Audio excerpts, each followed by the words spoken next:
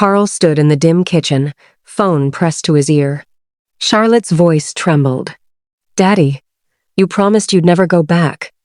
A second voice slid in, calm and certain. "You have 1 hour. Come alone, or she learns who you really are." The line went dead. Carl didn't breathe. The past he buried had found him. But it had found him as a father. The diner smelled of syrup and coffee. Snow drifted past the windows. Charlotte perched on the counter, frosting a cookie. "It's not perfect," she muttered. Carl wiped flour from his hands. "It's yours. That makes it perfect." She smiled. To the town, he was just Carl Quiet, reliable, the diner owner who closed early for school recitals.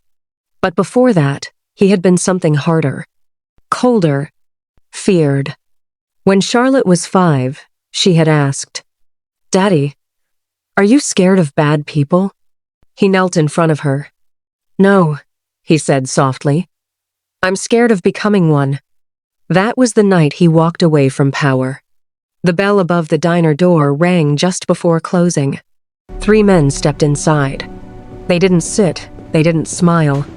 One of them looked at Charlotte too long. Carl's voice stayed calm.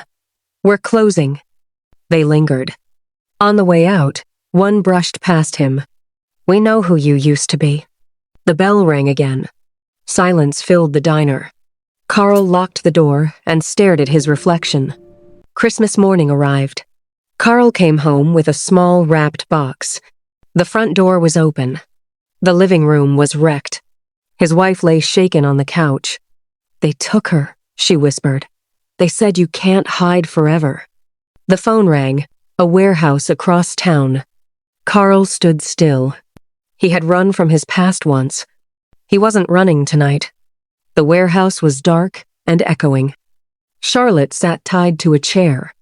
Her eyes found him. Relief flooded her face. The men stepped from the shadows. "You walked away from everything," one said. "All that strength, all that fear." Another smirked. "And for what? Pancakes?" They circled him slowly, hungry for the old Carl. One shoved him. "Show her," they said. "Show her who her father really is." Charlotte's voice cracked. "Daddy, don't be scary." It hit harder than any shove. Carl looked at his daughter.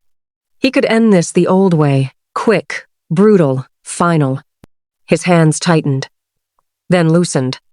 "I already showed her who I am," he said quietly. They lunged. Carl moved. Not wild, not furious. Precise. He blocked, redirected, disarmed. Absorbed hits without losing himself. He stepped where needed. Stopped when needed. No rage, no cruelty, just control. One by one, the men fell back. Breathing. Defeated. The warehouse went silent. Carl crossed the room and untied Charlotte.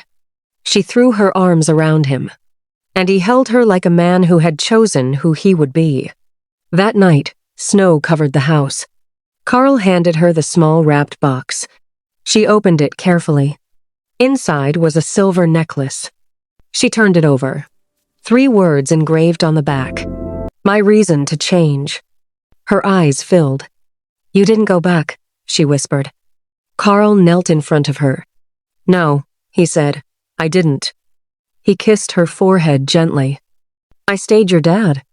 Outside, the world was quiet.